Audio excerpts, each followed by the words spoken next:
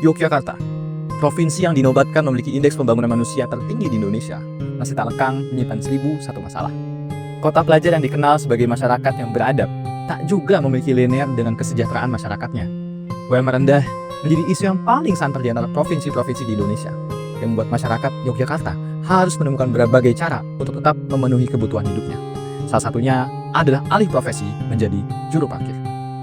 Pungutan yang seringkali diimplementasikan di berbagai lini kehidupan membuat sebuah asinkronisasi antara fee dependent dan juga income masyarakat. Terlebih dalam wilayah sekitar kampus yang banyak dipenuhi oleh para mahasiswa yang masih berada dalam status passive income. Adanya kontradiksi kepentingan atas satu permasalahan yang sama membuat kami berniat untuk melakukan penelusuran lebih lanjut tentang Yogyakarta, juru parkir, dan mahasiswa. Fenomena tersebut lahir dari sebuah keresahan yang sama mengenai kesejahteraan masyarakat. UMR rendah menjadi bola salju yang terus menggelinding, menciptakan efek berkesinambungan menjalar hingga tiap lini masyarakat.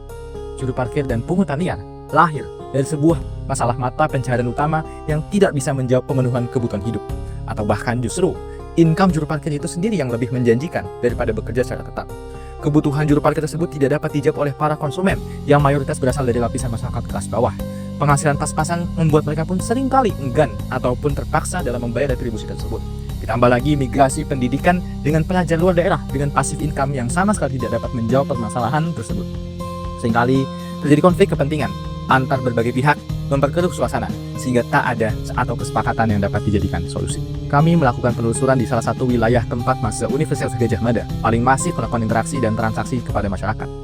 Kelembangan sebagai pusat kuliner dan kebutuhan hidup masyarakat menjadi ladang subur menjamurnya juru parkir.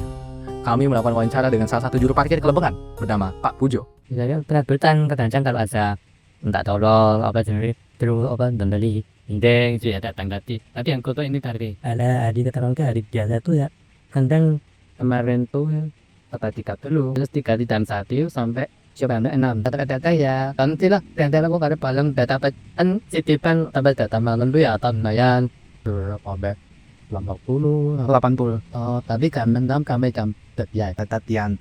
ini kan ini dipungut 1 bulan per harinya 3.000 nanti masuk apa RT 4 orang ini bayar minta ya tiap tadinya 3 itu dan Kalau sebulannya 70, berarti kira-kira 280.000 per bulannya. berapa itu nanti ada dikanya untuk masih tadi ya dan tumbelan kita untuk pribadi kereta tumbuhan lagi untuk tempat. Pak Pujo merupakan masyarakat lokal Kelembangan yang menggantungkan hidupnya dari retribusi parkir.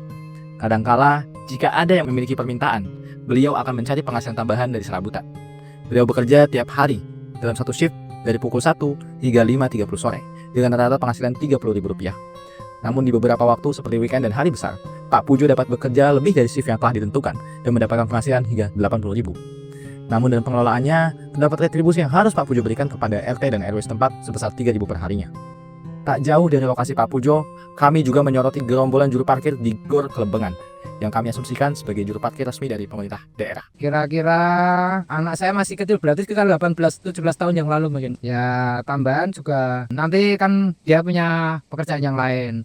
Kalau saya sendiri terus terang istri saya kerja di tempat ibu saya jualan kuda. Kalau teman-teman rata-rata itu kayaknya ikut ojek online. Ada yang punya usaha sendiri juga di rumah. Kalau di sini yang parkir di Gor ini kebetulan semua warga masyarakat Kelembangan. Berarti ini merupakan suatu inisiasi daripada masyarakat Kelembangan itu sendiri aja. Pengelolaannya di Paguyuban Parkir Gor Kelembangan. Kalau setorannya nanti juga ke Dinas Perhubungan terus ke warga masyarakat kampung juga ada kontribusinya. Jadi kalau misalnya kampung RW 02 Kelembangan mau bangun, kita biasanya juga ikut partisipasi. Terus kalau ada keluarga yang sakit, kita juga sedikit-sedikit ada dana untuk warga masyarakat yang sakit. Ya kalau untuk keluarga terus terang kalau saya membantu, istilahnya di samping istri saya juga kerja di tempat ibu saya dulu kerja. Tapi udah 2 tahun ini sampingan saya udah hilang, saya cuma andalannya cuma parkir ini. Dulu pernah kerja jadi serabutan di TK sekitar 19 tahun. Jadi saya sampingannya dulu kerjanya parkir. Sekarang kan udah gak kerja di TK lagi. Karena inisiatif saya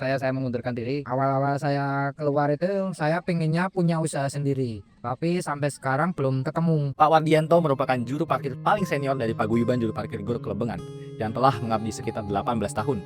Sebelumnya, Pak Wardianto bekerja sebagai tim operasional di salah satu PAUD selama 19 tahun. Namun dalam 2 tahun terakhir, beliau resign dengan adanya niatan untuk menjadi pengusaha. Namun niatnya hingga saat ini masih terkurung, menjadikan juru parkir sebagai mata pencaharian utama. Mayoritas juru parkir Gor Kelebengan menjadi juru parkir sebagai pekerjaan sampingan dengan pekerjaan utama sebagai ojek online maupun usaha mandiri. Juru parkir tersebut berasal dari masyarakat Kelebengan itu sendiri berdasarkan inisiatif. Pengelola paguyuban parkir Gor Kelebengan memiliki retribusi kepada Dinas Perhubungan dan RT RW setempat untuk dapat dipergunakan sebagai dana bantuan masyarakat dan pembangunan. Hal tersebut cukup memberikan dampak ekonomi yang cukup baik untuk warga setempat.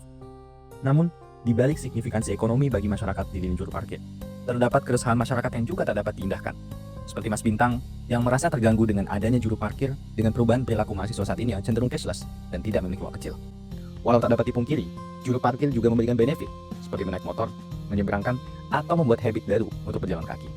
Kendati pun demikian, utilitas masyarakat terhadap juru parkir masih sangat minim. Cukup mengganggu dan menghambat ya, karena kadang kan pas kita lagi pengen makan, pengen belanja, terus kadang juga gak bawa cash kan, karena kita masih kan lebih seringnya pakai e-wallet dan lain sebagainya gitu kan. Nah, dengan adanya tukang parkir ini kita agak pusing nih, kadang kalau gak bawa cash gimana itu. Akhirnya kadang sebelum mau kemana-mana harus mempertimbangkan dulu nih, akhirnya harus mempersiapkan cash dan sebagainya buat ngurusin teman tukang parkir doang gitu. Dan kadang nggak ada cash yang kecil gitu. Jujur kalau benefit ada ya, ada, cuman nggak terlalu besar dan nggak terlalu butuh sih, karena sampai sekarang tuh masih aman-aman aja gitu, meskipun tanpa tukang parkir. Bahkan kadang lebih senang kalau ada tukang parkirnya gitu ya. Tapi at least kalau ada tukang parkir pun saya harus dapat benefit lah, minimal membantu narikin sepeda saya, karena kan kalau mau keluarin sepeda motor cukup susah gitu ya. Untuk sekarang sudah saya minimalis dengan cara nggak sering-sering pakai sepeda motor kalau keluar gitu. Hari ini jalan kaki kalau kesini, jadi ngurangin kos. Tapi kalau dihitung ya seminggu 2.000 lah. Hal yang sama dirasakan Mas Amar yang memberikan nilai keberdampakan 2 dari 10. Tak dapat dipungkiri bahwa masih saja ada oknum juru parkir, baik legal maupun ilegal, yang tidak berkontribusi apapun. Mahasiswa dan masyarakat rata-rata mengeluarkan biaya 6 hingga 10.000 per harinya untuk retribusi parkir, dan terdapat signifikansi jika terjadi di hari libur maupun tempat wisata. Dari responden kami mengusulkan adanya pembayaran parkir yang dilakukan oleh warung ataupun resto yang telah terinclude pajak, ataupun pengelolaan juru parkir yang lebih ketat oleh Dinas Perhubungan untuk menghindari adanya pungutan liar. Sebenarnya tukang parkir ini cukup membantu saya kalau misal saya lagi malas ngeluarin motor di Warmindo gitu. Cuman kadang-kadang ada tukang parkir yang sama sekali nggak bantu. Tergantung ya berapa kali saya keluar. Kalau sehari biasanya saya keluar 2-3 kali ke Warmindo atau ke coffee shop.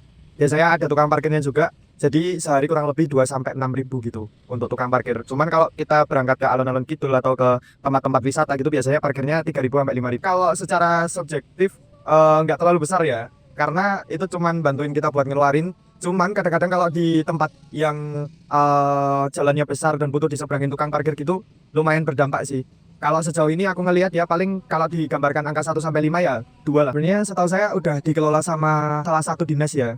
Cuman memang kita perlu lebih ketat lagi pengelolaannya, karena kadang-kadang ada tukang parkir yang ternyata bukan tukang parkir dari dinas, dan pun regulasi dari berapa uang retribusi yang harus dikasih itu juga kayaknya perlu diperhatikan deh sama pemerintah. Masalah tersebut tak terlepas dari masalah kemiskinan di Yogyakarta.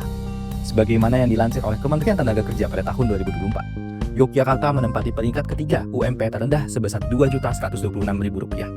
Dalam data lain yang dilansir oleh BPS, Yogyakarta mengalami fluktuasi kemiskinan di tahun ini sebesar 10,83%. Cukup jauh dari persentase kemiskinan nasional sebesar 9,03%. Kemiskinan tersebut nampak pelik jika kita berkaca dari Indeks Pembangunan Manusia Yogyakarta yang menempati peringkat kedua sebesar 81,55% di tahun 2024. Bahkan, lebih anehnya lagi, juru parkir kini menjadi profesi alternatif yang menjanjikan. Sebagaimana terjadi di salah satu wilayah parkir Yogyakarta, sebuah gugus juru parkir dapat meraup omset hingga 550.000 per harinya. Jika dikonversikan selama 1 bulan, akan mencapai 16,5 juta, yang berarti hampir 8 kali dari UMP Yogyakarta. Nominal besar tersebut sebenarnya telah menjadi setengah jawaban bagi kemiskinan Yogyakarta jika benar-benar dapat melakukan intervensi pengelolaan dalam sektor informal. Tak dapat dipungkiri, aktivitas sektor informal mencapai 55% dengan omset yang begitu besar dan tidak bisa dikalkulasi. Perlu adanya regulasi yang ketat dari pemerintah bagaimana melakukan intervensi terhadap kelompok-kelompok yang melakukan pengelolaan sektor informal guna mendapatkan saham atas pengelolaan tersebut. Yang harapannya, pendapatan daerah tambahan tersebut dapat dialokasikan sebagai subsidi masyarakat untuk dapat lebih memudahkan dalam retribusi di provinsi di Yogyakarta. Karena Yogyakarta bukan hanya tentang saya dan kamu, tetapi tentang kita semua.